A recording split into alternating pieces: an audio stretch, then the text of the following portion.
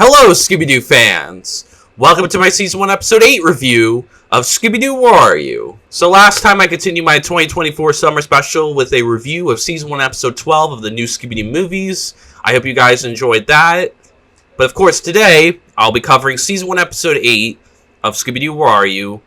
Titled Foul Play in Funland, which was released on November 1st, 1969. The short synopsis of the episode is, the gang await the opening of a theme park while clam collecting on a nearby beach. But when the theme park's lights come on, and the rides start running, when the park is supposed to be closed, they try to find out who is doing it. They discover the shenanigans are being caused by a strange man who walks like a torpedo. So as per usual, I'll be watching Season 1 Episode 8 of Scooby Doo, Where Are You on the Scooby Doo, Where Are You? The Complete Series box set. This box set has all the episodes of the original series, and it has some good special features, which I talk about in my Season 2 Episode 8 review, so if you want to know more about my thoughts on the special features, you can go to that review. Now, as far as how this episode is received, I believe most fans really love this episode. This is a classic episode. This is well regarded as one of the best episodes of the original series. And I'm pretty sure in my original review, I did give it a glowing review, and I also was with the consensus that I believe this episode was good. So this episode has pretty high hopes going into it. But do I still believe this is one of the best episodes of the original series? Or has my opinion changed and gone from like an average or maybe even a negative point of view? Well, why don't we take a look at the episode to see whether I think it is a good or bad episode of Scooby Doo, Where Are You? The episode begins with Fred, Daphne, Velma, Shaggy, and Scooby clam hunting on the beach, where we learn that Scooby doesn't really like clams at all, and Shaggy really loves clams, when the nearby amusement park mysteriously starts running lights, rides, and all. Velma states that the carnival was not supposed to be open for weeks, so the gang find it suspicious that its lights are on and the rides are all running. So the gang decided to check it out, and they inadvertently split up, with Shaggy and Scooby going to the food counter, and Fred, Daphne, Velma going to one of the gaming stands. Surprisingly, the gang can order food and play games, but there's nobody around to do stuff, as somebody inexplicably orders, when Shaggy and Scooby order food, someone just randomly gives them actual food, which Shaggy and Scooby didn't expect it. They don't see who did it. Same with Fred, Daphne, Velma. They play a game where they throw, toss ball, and Fred plays toss ball, knocks it down, and they don't see the prize come, the bottles stack back up, and them taking Fred's change. And pretty much everything is running with no operators or cashiers. We then cut to Scooby and Shaggy, who are at the cotton candy stand, which is I think 10 cents. Jesus Christ, 10 cents, 25 cents. I wish amusement parks were this price. And they catch sight of a fleeting figure resembling a man from Mars dash across all the aisles. At least Shaggy and Scooby believe that he's a man from Mars. Surprisingly, Shaggy and Scooby decide to go after this man and, see where he's going. Scooby tries to catch his sniff his trail out, but he can't get a scent on his trail. So Shaggy, at first they think it's a ghost, but then they believe that it's a man from Mars, and so they chase it into the Hall of Mirrors. But after some fun humor where Shaggy and Scooby are playing around with the Hall of Mirrors, we get a creepy scene of the man right behind Shaggy with his glowing yellow eyes, standing there, very motionless, very stoic. And Shaggy and Scooby, rightfully so, flee and get the fuck out of that place as quickly as possible. We cut back to Fred, Daphne, and Velma, who catch sight of the man on the Ferris wheel, but when the ride comes back down, the man is nowhere to be seen.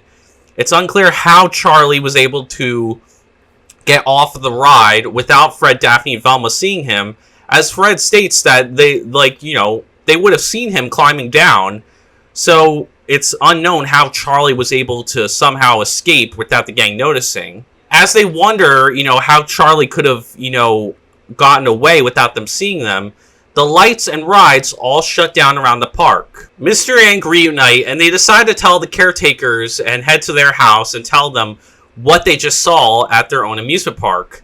The caretakers are Mr. and Mrs. Jenkins, and they explain their story about what happened, But the caretakers don't believe them, they dismiss it, and send the kids off. The teens decide to stake out the carnival, and soon enough, the lights and rides come back on, but this time, everything is going haywire, like the stalls splitting out huge amounts of food, and the rides running backwards. The gang catch sight of the man and chase him into the Tunnel of Love, but the gang's boat crashes. The gang decide to split up, with Shaggy and Scooby searching one end of the park and Fred, Daphne, and Velma searching another. Shaggy and Scooby play a strength game where you take the hammer and you hit it, and the bell is supposed to go as high as it goes to show your strength. However, Charlie interrupts the game and decides to chase them to the roller coaster, where the two narrowly escape thanks to the heroics of Fred, Daphne, and Velma. This scene is great because we get to see a lot of interesting things. Shaggy and Scooby's strength are once again shown, and like in the last episode, I said Shaggy and Scooby must have had a lot of good inner strength. Well, here, Shaggy, I think, gets to the second or third highest level of strength, and Scooby has a really strong tail because he's able to hit this bell all the way to the top. And of course, Charlie, ends up hitting it, and being, Charlie being Charlie, he hits it, and it hits the top of the bell and gets destroyed, which is a good display of why he's threatening and his strength. But I do like the roller coaster chase scene because I like seeing Shaggy and Scooby having a little fun, but we also get to see their inner strength for once, and, get to learn something new about them, that they actually have great inner strength. What's that? Huh? Oh, that's a real fun game, Scooby. Come on, I'll show you how it works. Now you take this hammer and you hit that button. The ball goes up to the top and rings the bell. Now watch the old master.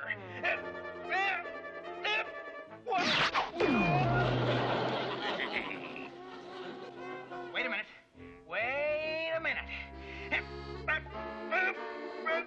Now I got it.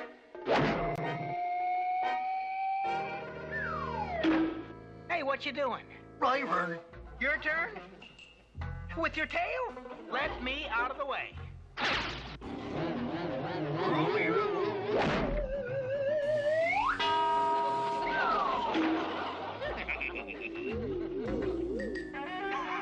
Hey, that was great. You gotta have the strongest tail in the world. Uh-oh, it's him.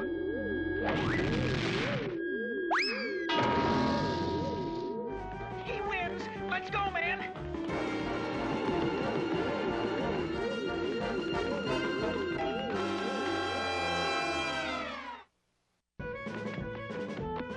He's gaining on us. Head for the roller coaster.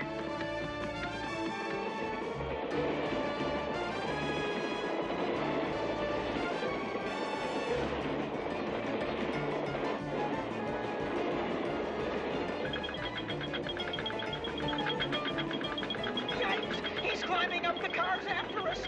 Let's go, Scooby. Here we go.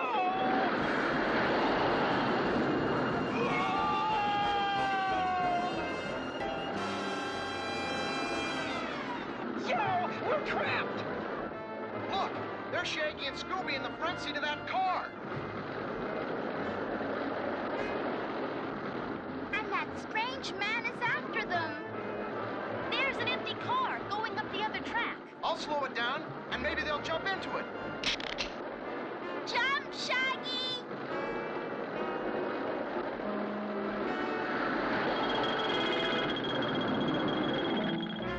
They made it! We then see the robot dive off the roller coaster tracks and crash through the roof of a tent. When the gang enter the tent, the man is nowhere to be seen. They decide to capture the man with an electric cart, but Shaggy accidentally sets it on, and Velma and Scooby go riding off, causing Velma to lose her glasses. The runaway cart causes chaos for a few minutes until finally Scooby and Velma collide into a huge pile of cotton candy.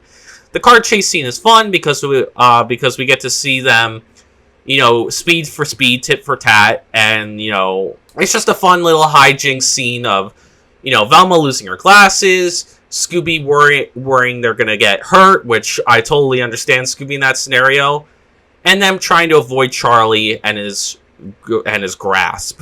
So I enjoy the cart chase scene. It's a lot of fun. Very fun hijinks. The answer is that this guy can move so fast, we need something fast to catch him. And we're going to soup up this electric car to catch him? Right. We'll increase the flow of power from the battery. This might jazz it up. No, Shaggy. You turned it on at the motor. No, Velma can't stop it. My glasses! I lost them. There's no brakes, Scooby, and I can't see without my glasses, but it's a nice wide street. Oh, don't fret, Scooby. That's it. Oh, I see the traffic cop, silly. Right turn, isn't it?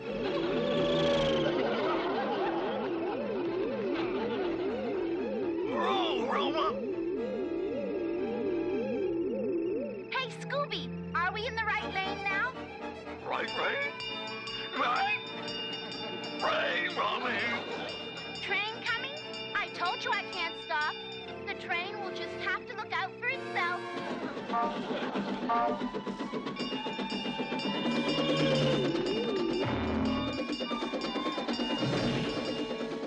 Here they come. Look out for the cotton candy, Velma. I think we've stalled. Wow. At least you're safe. What luck. What do you mean luck? We didn't have a bit of trouble. Ask Scooby.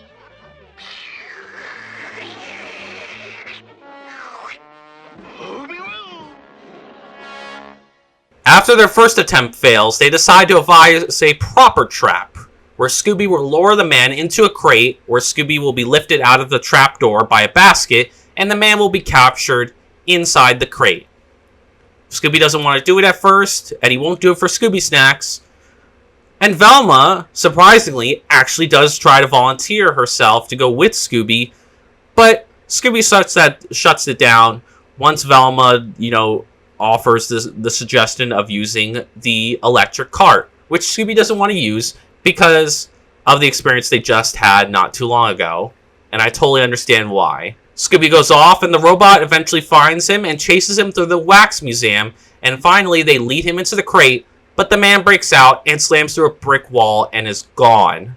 This final chase scene is really cool. I actually love the build-up. The music for that scene where Scooby's in the barrel and he's trying to find Charlie to lure him into the trap is amazing. This is possibly one of my favorite Scooby scenes ever. The music is great. I love the tension and suspense of Scooby not wanting to find Charlie, but he has to. And, the tension builds and builds, and you're wondering, the music just builds and builds, and eventually when Scooby does run into Charlie, it's frightening, it's scary, because you hear that little theme of his, and it just makes for a fun, great scene of seeing Scooby, the tension building in that scene, and Scooby, trying to find Charlie, but also sneak around and lure him into the trap. I just love how the music builds tension in the scene, and it's a great scene for Scooby. I think it's a fun, I think it's a good tension-building scene, because we're wondering when Scooby's going to encounter Charlie, and the music builds and builds and builds until eventually we do see Charlie.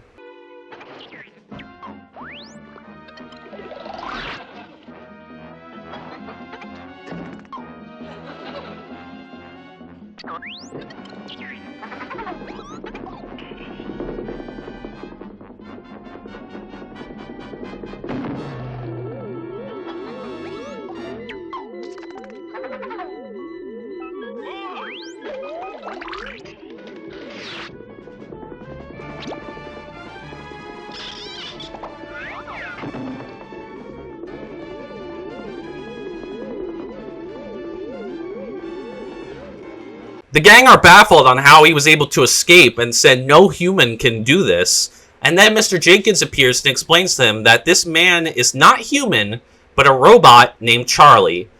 He said he created Charlie to help run the amusement park when Mr. Jenkins was busy. But somehow the robot got out of control, but he says he can stop him if the gang will give him a hand. So with the gang being good Samaritans, do obviously help Mr. Jenkins. Setting up a Jeep rigged with a huge electromagnet, the gang, with Jenkins, sets out to find Charlie. The magnet begins to work, but suddenly the magnet stops working and the robot short circuits. It is evident now that the cable has been cut, as we see a hand mysteriously come with scissors and cut the wire.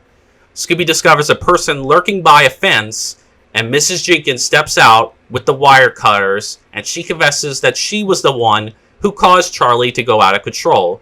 She said she did it because she did not think robots should operate in a place where children come to have fun. I'll go into how this motive works, how I feel about it.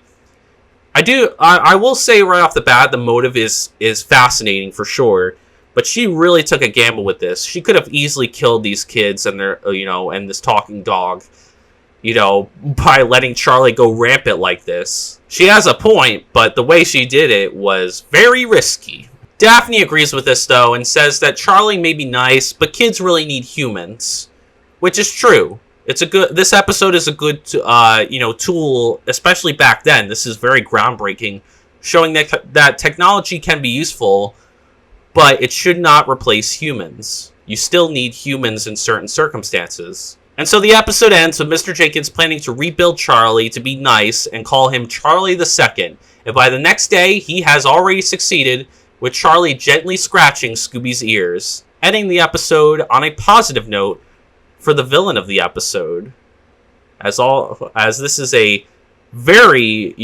nice diversion from the formula. I'm going to give Season 1, Episode 8 of Scooby Doo, Where Are You? 4 stars out of 5. So yeah, I still love this episode. Still one of my favorite episodes of the original series. It's not a 5 out of 5 episode, and I'll go into why, what's holding it back from being, the A+ tier of Scooby-Doo. Rather, this may be like an A. It's not like A+ territory, but it's really close to a 5. It's almost to a 5-star episode. Not quite there, but still a really good episode. I love this episode, and I can see why it's considered a classic. So my opinion has not changed on this episode, and compared to the last episode, this is a really good step up from the last episode. Much, much better. But before I get into why I love this episode, I'll get into, my negatives and explain what holds this back from just being a 5 out of 5 episode. So to start off my negatives, my first one is that I'm not really happy with the utilization of Daphne and Velma in this episode. I think they were underutilized, and I wasn't really impressed with them in this episode. I feel like the female members of the gang weren't given much to do in this episode. Now, Velma had a lot of set pieces and a lot of moments, but as a character, I don't feel she was given what she was, enough to, given her usual role or given anything new to play with. Velma didn't really help piece together the clues to help solve the mystery. She wasn't really much of a leader, and she didn't do anything else that, any of the other members, usually do, humor-wise or anything. She has set pieces, for sure. She has moments. But I don't think as a character, Velma was given much to do. Now, had she been the bait with Scooby for the trap, maybe I would have been happy with that. And yeah, I think Daphne wasn't given anything either. I felt like she just was there. I felt like they didn't give her anything to do. And I think that's a shame. I think had at least one of the female members of the gang been good, I think I would have been okay with one weak member and given it a 5-star rating. But because I have 2 members of the gang that are weak, I can't, in good conscience, give this a 5-star, 5 out of 5 episode. I still consider it a really good episode, and I consider it a really high 4, but it just misses out because Daphne and Velma both just weren't given enough attention. Had one of them been utilized pretty well, or had both of them been utilized pretty well, this could have been an even better episode.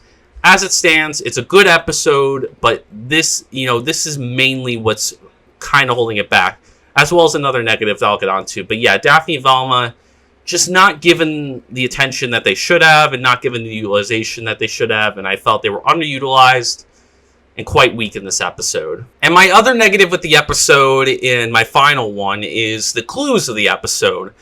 There were no clues to speak of in this episode. No clues at all. No clues to help point towards a suspect or a motive. Nothing. No motive, no clues, in this episode that helped piece together who the villain was. And to be fair, yes, Charlie is technically a real monster. He's a robot, so he's not someone in a mask. But there is still someone pulling the strings, and it still was a Scooby Doo mystery. It just was a little different compared to the first 7 episodes. But it still was there, and I still want clues. That's the main thing. Clues are important. We need to be able to piece together a motive, or it should help piece together the motive of the villain, or point towards the suspect. Narrow down the list of suspects. And because there was no clues at all, we didn't get any of that. So I'm a little disappointed that we didn't get any clues in this episode. But that's all I got for negatives. So let's get on to the positives of the episode and what I liked about it. Starting out the positives, we'll talk about the male members of the gang, who I thought were great in this episode. Starting with Fred, I thought Fred was really great. He was a good leader in this episode. He took charge. He was the one leading the gang throughout the way. And I liked the trap that he built. He built a cool little trap with, the crate to trap the Charlie in, and, the basket to lift Scooby out of it. And it looked like he had worked on it, because it seemed like he had his, his sleeves up. He had a hammer. So he might have been, he could have possibly built this, or he might have been, fixing something up. And I like that. I think that was cool. And I think Fred was great in this episode. He fulfilled his role. He created a cool trap. I like that, he was a good leader, built a trap. He did what he was supposed to do. And I was happy with how Fred was used in this episode. Shaggy and Scooby were also great as well. No complaints from me here with those two. I love them in this episode. They were both very funny in this episode, had a lot of great humor with Shaggy and Scooby.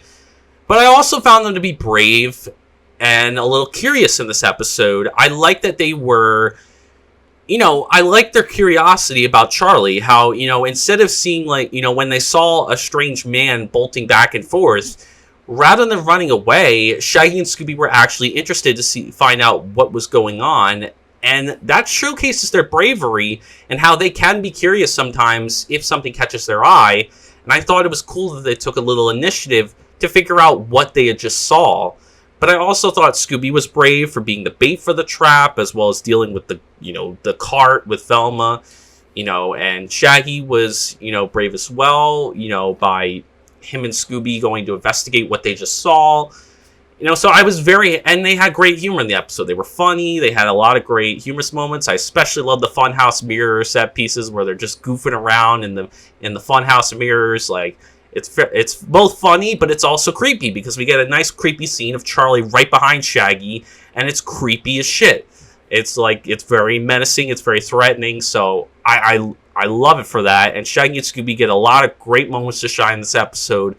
They were fantastic, no complaints for them. So overall, the male members of the gang were executed well, and for me, I was happy with how Shaggy and Scooby, as well as Fred, were utilized in this episode. Then we have the villain of the episode. Now, when we're talking about the villain, I specifically am talking about Charlie himself, not Sarah. I'll get on to Sarah a little bit and talk about her, but I just want to focus on Charlie as a villain himself.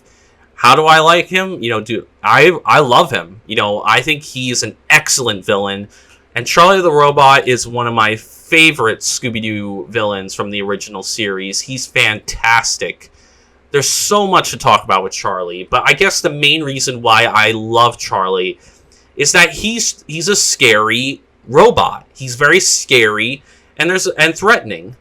And there's a lot of factors to that, and he's also entertaining and fun to watch with, because, it's interesting what he's going to do next. What I find scary and threatening about him, and as well as menacing and eerie and creepy, whatever word you want to describe, is the way he looks. His blank expression. He's very Michael Myers-esque. His expression's very blank. There's not really much going on with him, and obviously that's because he's a robot, and a lot of people equate Michael Myers to be kind of like a robot. But it's really cool because he's emotionless. He has these glowing yellow eyes that are very creepy. He has really fast movements. He does move like a torpedo. He's very fast. And because of his robotic whim nature, it all combines to make him such a dangerous and scary villain. Charlie is technically the first real monster villain of the episode. And you know me, I don't like real monsters, but I guess what I like about this episode is, even though it's not technically a man in the mask, there is still someone pulling the strings. There is somebody still. There's two separate things. You know, you have the villain who's just, you know, he doesn't have a motive. He's just doing, doing his own thing. He's just a haywire robot. And then you have another villain who is using Charlie, you know, to further their motive. So with Charlie, it's interesting because he doesn't have a motive. You know, he's just a robot. He's gone haywire. He goes, you know, he's emotionless. He's cold. You know, he does things on a whim. So what makes him scary and dangerous is that he could have easily hurt any member of the gang if he wanted to, and he wouldn't have felt anything about it. It could have, you know, there were so many times where Charlie could have hurt the gang. He had the strength. You know, they showcased it in this episode, how Charlie had such really high strength, and that's to be expected. He's a robot. But that's the cool thing, is that, you know, what makes him such a dangerous and scary villain is that he has no motive. He has no end goal. Charlie isn't trying to further something. He doesn't have a goal or an end game. He's just a robot that's haywire and is just doing things on a whim. So if he feels like it, he could just kill a member of the gang just because he feels like it. He has no motive, and to me, that is scary. You know, along with, you know, his, you know, blank face and expression, his glowing yellow eyes, the fact that he walks so fast, like, you know, they have to use an electric cart to keep up with his speed, and even then, like, he's really fast. This makes for a dangerous combination. If I saw this guy running around in the amusement park, I would not do what the gang did. I would have bolted the fuck out of there. I am not trying to get killed by some strange man. And even then, the gang don't know that he's a robot. They just think he's a strange man. But just, even on that basis, if this was a strange man, if this was a human, it's still scary. Like, it's still fucking scary. Like, you know, the villain really helps contribute to the atmosphere and setting of the episode, because, like, nobody should be in this place at night. This is a closed amusement park, and there's this strange man doing weird things. You don't know why he's doing it. You don't know what he's up to. But he's dangerous and scary because you see his strength. You know, it's showcased. You learn pretty early on, the audience does, that this is a robot, and this is not, you know, a ghost or, you know, a man in a mask. This is a real robot. And there's so much to love about this villain. He's just entertaining and fun to watch.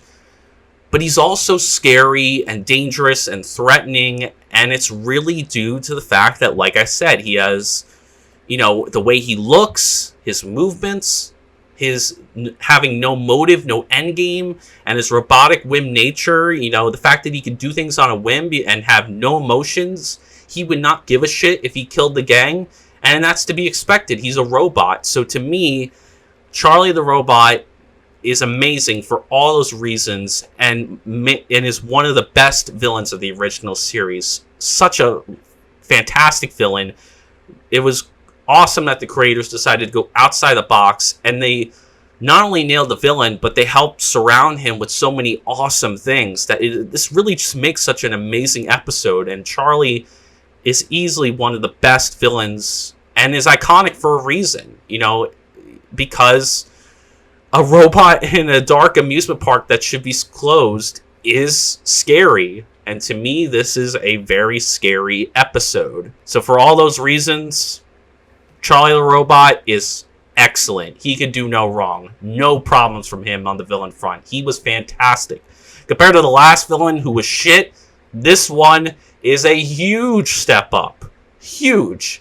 I will take Charlie the Robot over that shitty ape-man any day of the fucking week, because this guy is scary. Moving away from Charlie the Robot, we now have the person who's technically the outside of costume element, the one who sabotaged Charlie and made him go haywire, Sarah Jenkins. How was Sarah Jenkins outside of costume? Well, she was pretty good, actually. I found Sarah to be very interesting outside of costume, because you could tell just by her scene, like when you meet her for the first time with Mr. Jenkins, that she's very much the person. She has a lot of personality and character in her one scene because you could tell that she's the one in charge of this amusement park. It feels like Mr. Jenkins is more like the mechanic, the person that, that takes care of the mechanical side to make sure everything's running and functional. But Sarah's more the businesswoman. She's the one. She's very headstrong, very determined. But you also see that she has a good heart when you learn of her motive. She has her heart is in the right place. And you can tell that she's a head businesswoman that, wants the best for the amusement park.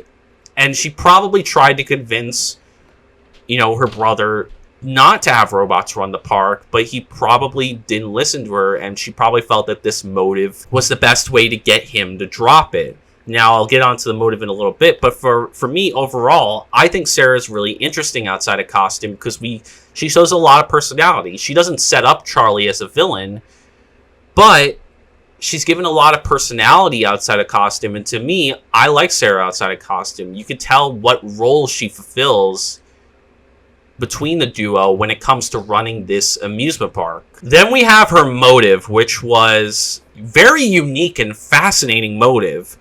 So her motive is that she sabotaged Charlie because she didn't want robots around kids.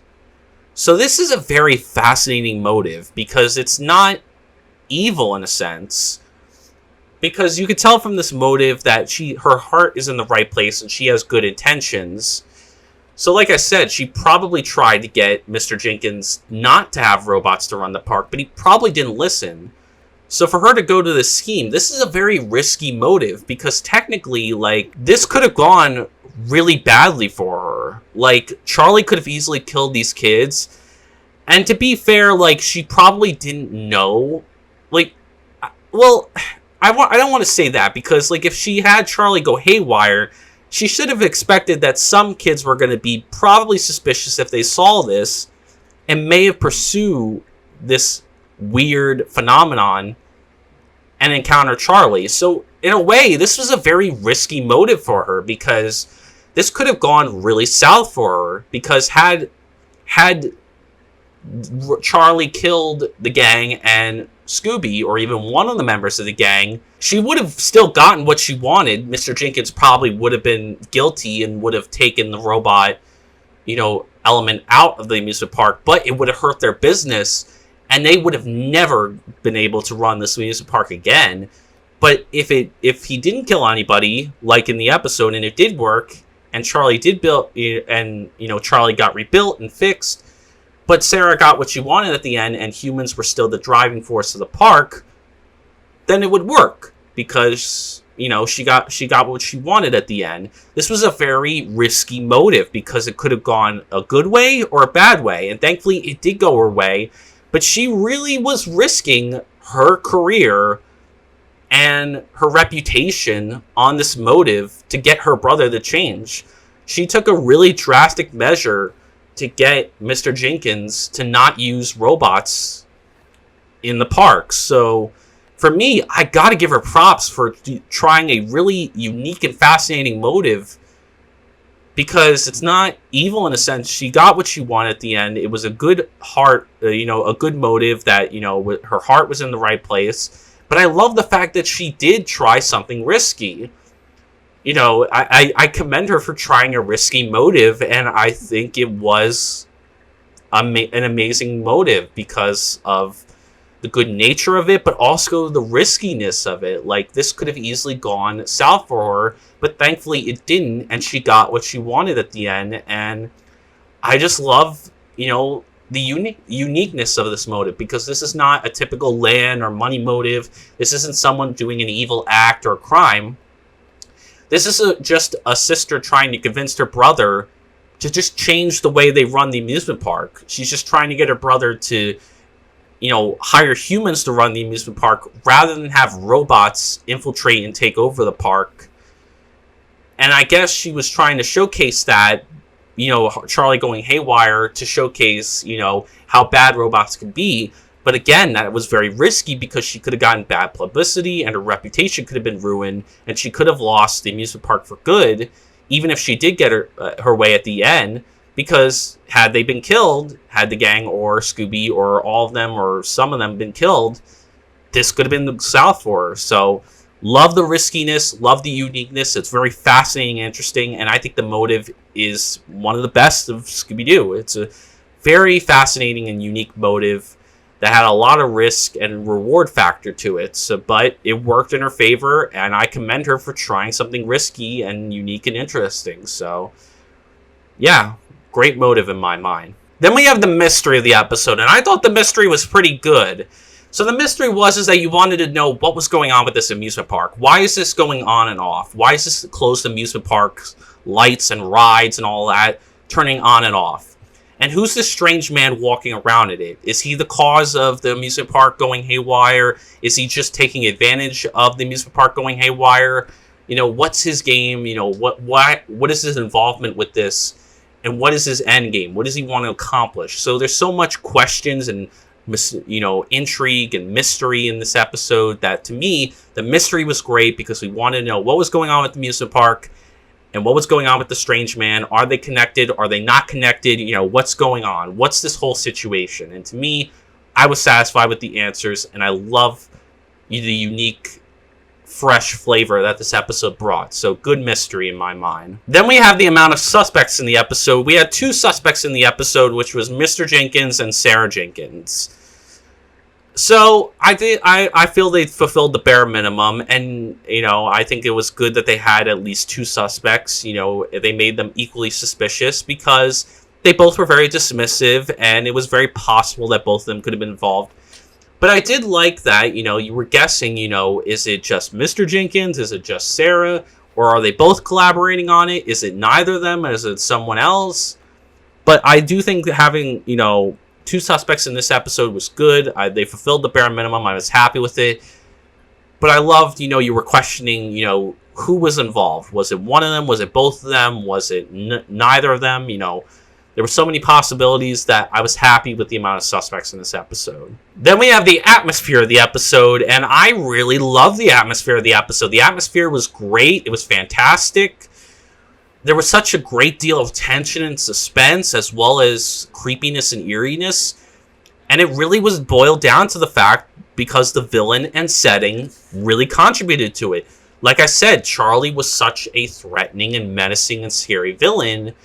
So there was a lot of tension and suspense because you didn't know what Charlie was going to do next. What was his next move? What was his end game? What was he going to do? Was he going to hurt the gang?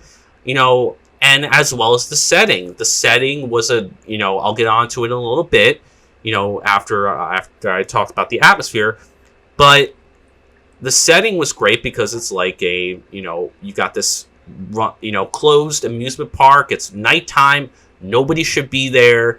And there was just a lot of creepiness and eeriness because a dark night where you're at a closed amusement park is a very scary place to be. Like, nobody should be there, and seeing a strange man doing these strange things really helped contribute to the atmosphere. So I was on the edge of my seat throughout the entire episode because I didn't know what Charlie was going to do next, but I was also creeped out because it's like, why is this guy here? What is he doing? What is his end game? Just all the questions lingering in your head, but also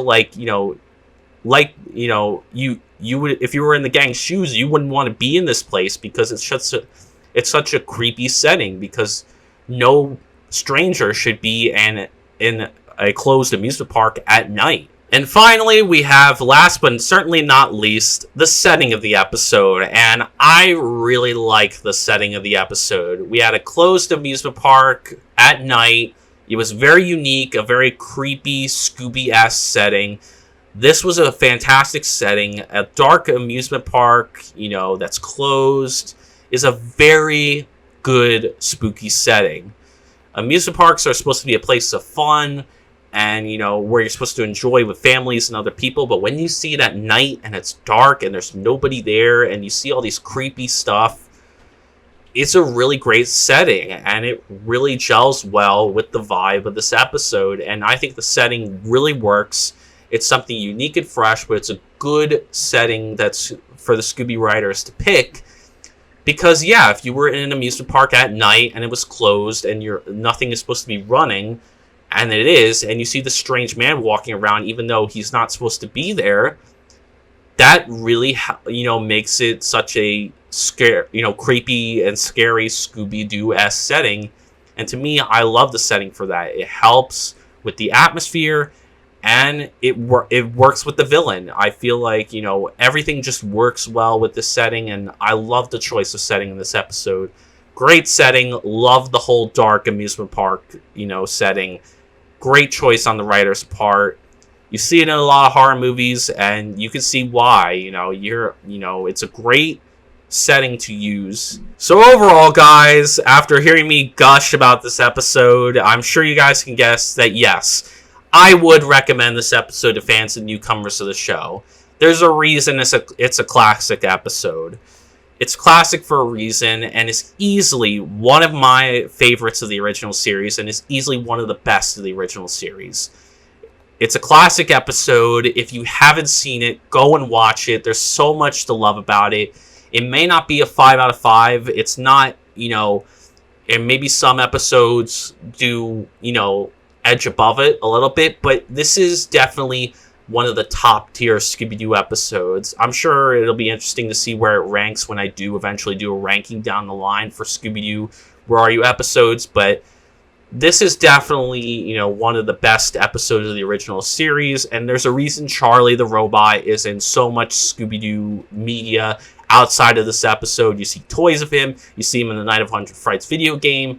He's always brought back, and that's for good reason. He's a villain that resonated with Scooby-Doo fans because of how creepy and scary and dangerous he was. But it wasn't just that the villain was strong, it's that he was surrounded by good elements, and to me, this is a classic episode, and I love it. So go and check it out if you haven't seen it yet. Easily one of the best episodes, a must-watch for the original series. Anyways, I hope you guys enjoyed the review. Please give it a like if you did. Comment down below your thoughts on this episode. Do you like this episode like me? Do you think it's one of the best episodes of the original series? Do you love it?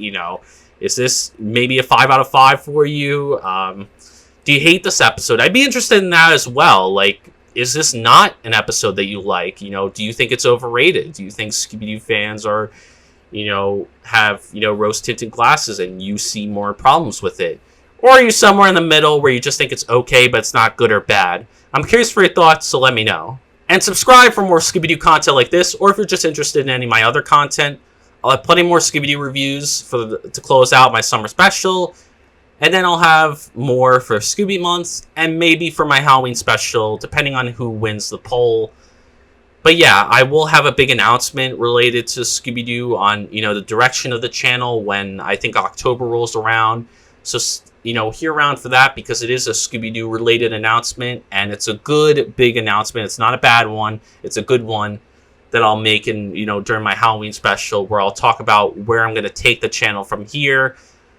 And I'm sure you could probably guess what I'm going to say, but yeah, Scooby-Doo will not be leaving anytime soon. I love the franchise, love, talking about Scooby-Doo. So if you love Scooby like me, and you feel like, you want to hear more reviews about episodes of shows that don't get talked about enough, come join this channel, because my goal is to review every piece of Scooby-Doo media that there is, every official piece. So if you love Scooby like me, then come subscribe and join the channel. You can also follow me on Facebook, where I have discussions about things we talk about on both my channels, and Twitch, where I hope to live stream in the future. In my next video, I will continue my 2024 summer special with a review of Season 1, Episode 13 of the new Scooby-Doo movies, which is the Davy Jones episode. So if you want to know my thoughts on the Davy Jones episode, you can check it out on, in my next video.